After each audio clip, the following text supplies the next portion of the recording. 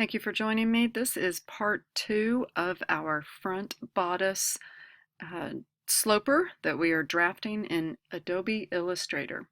I'm picking up on continuing with our guidelines that we are placing in our artboard.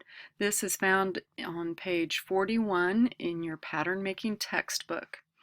Picking up with our diagrams for figure 3, we're going to draw a guideline from point I, which is right up here at the top of the screen, to the new letter for N, which will end somewhere here on guideline E.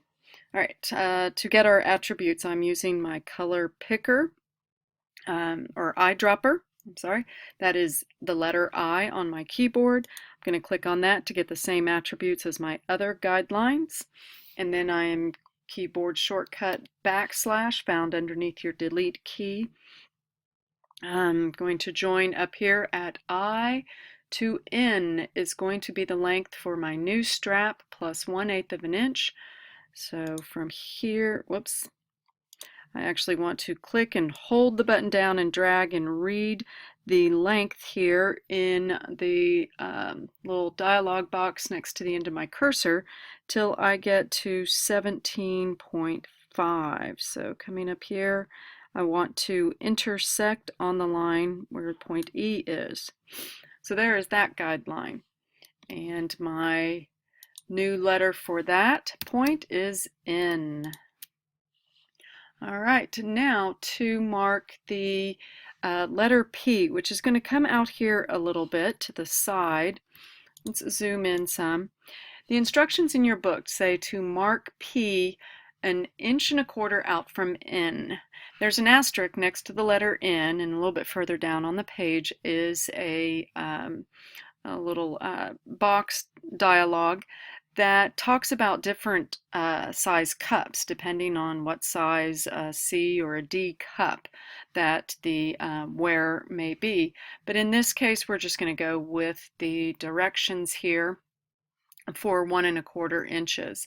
I'm going to set up my attributes to be just a little bit different than ones I've been using.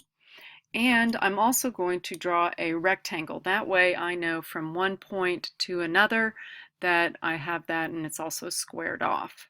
So I can click and then type in my distance, but I will make it a negative 1.25 and height 1.25, and that should give me, oh, nope, that did not give me the rectangle I wanted. So I will click and drag. Again, I get my readout here. 1.25 is what I'm looking for in my dialog.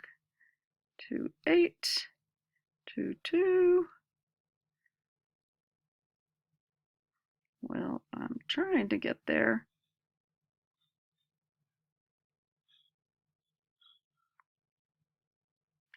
I guess I'm pretty close there. All right, so now I know kind of how far out from the side here to be.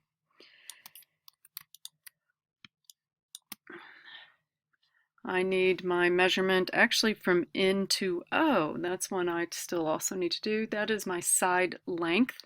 So I'm going to use my line tool again, but this time I'm going to use a little bit darker one just so that I have some differences in what I'm trying to work with here. So my side, I'm going to click and drag till I get to the length that I need for my side, which is 8.25.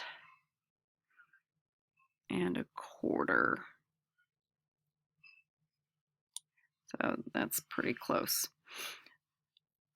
Now my next guideline here, I do want to make pink. Nope, I did not want to make that one pink. I needed to deselect that one. Go back to getting my eyedropper. I think that's the key here, is just remembering which tool to do what with. But I want to pick up at this point that I just left, which is O, out to P. Whoops. Nope. Let me start that over. I'm going to label this O just so that we know that one. And this one out here will be the letter P. All right. Now, I want the line to stay this same distance, so without lengthening that line, I can rotate it from the O out here towards P. Get my rotate tool. It will default to the center of the object. I will single click to set my pivot point there, and then I swing this out towards P. It won't touch P because of the arc of an angle as something rotates, but it is that far out from the side. So that's fine, and that's what I'll work with there. For my side, I can actually change that to be the same pink colors as the other. Now I need to move on to completing this. I need to draw a line from P to F. This is no special length, it's just from P down to F. And click away from everything for right now. All right, and I'm getting closer and closer to things. Over here at O, we also have a guideline squared off from there for a little bit, about an inch.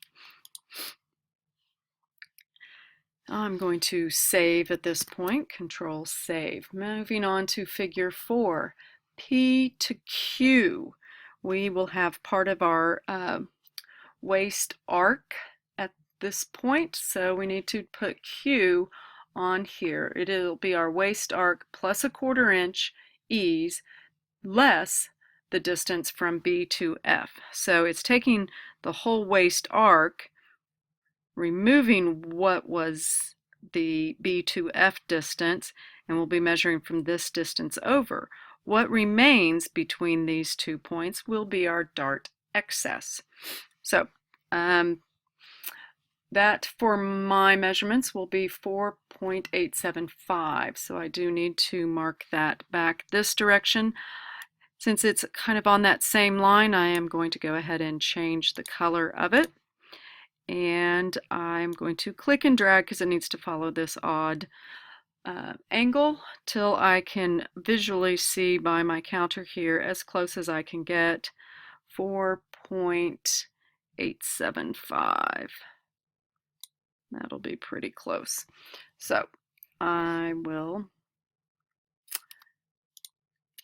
click away from everything. All right, now for drawing my dart leg here, it will go from F to K, and then this will be other mark, but I do expect that segment to be a little bit longer. So let's draw those lines in. I'm going to go ahead and make them the pink color, get my segment line tool, and down here, F to the letter K. Now then, going to go to my selection tool. That way I have this line selected. I am going to copy that using my keyboard shortcuts, Command or Control C, copies it. I am going to paste, but I want to paste it right in front where it is. So that will be Control key or Command key if you're on a Mac with the letter F. So the copy just pasted right on top of that copy. I'm going to rotate this using K as my rotate pivot point and swing that out to the side. So let's get the rotate tool here, establish K as my pivot point, and swinging that on out till it meets over here. And you can see it does extend a little bit past that. Before I go changing anything else, I will use my type tool and label that will be R. All right, I can zoom in somewhat here and maybe move my R over just a little bit. That last point right here would be Q. I'm not going to worry about drawing that right now. And zoom out. So I think we have just about all of our points in place in order to be able to draw our sloper. So let's go ahead and save as you have all your guidelines in place. Now back to our layers panel. We need to go ahead and turn off, or sorry, not turn off, lock our guidelines and take the lock off sloper, move to the sloper layer so that we are on that one. If we'd like to, we can double click on the line, not on the word sloper, but on the line. We can change that highlight to be a little bit different so that it does not match too much what the kind of yellow, reddish, sorry, red or pink guidelines are. And drawing the sloper, our attributes, we want to draw it in black. I'm going to go ahead and increase our stroke to 3, and let's have a nothing fill to begin with. All right, at the very bottom of page 41, it does show using your French curve to help establish the neck curve and the armhole curve. We can't do that on here, but we can visually try and set it as close as we can. We will use our pen tool, so please listen closely as I tell you how to use the pen tool to get your half curve segments and corner combination on your points. So I will start up here at point I, and I am going to click, hold the button down, and I'm dragging down. I will use my shift key to constrain that, and I am pulling almost down to the line that is squared off from D, but not quite. And then as I move over to D, I'm going to click there, and now clicking, coming down to B, click. I'm going to come over here to F, click, hold, and drag just a little bit, just to arc that line slightly from B to F, and then come right back to F and single click to take away the control arm on the left. I'm going to come up here. I'm going to go ahead and use K right now. We'll move that point in a moment off of the bust point. K is our bust point. Then down to R, and then click and control over towards the side with a control arm, just slightly, and then over to P. From P to O, single click, then click and pull my control arm over, close towards M, almost, and moving up here, use my keyboard shortcut. A little bit above M here, not right on M, but just a little bit above. Going to click, hold, and drag upwards a little, and then let go, coming up to G, single click, and then over to I, where I should see a closing indicator next to my pen, click. Now I should have a completely enclosed sloper. Let's turn off the eyeballs on the guidelines and see if it looks somewhat like a sloper. It does. I'm pretty pleased with that. So I will click that off. I am going to go to my selection tool, click away from everything. Actually, let's zoom in here to where K is.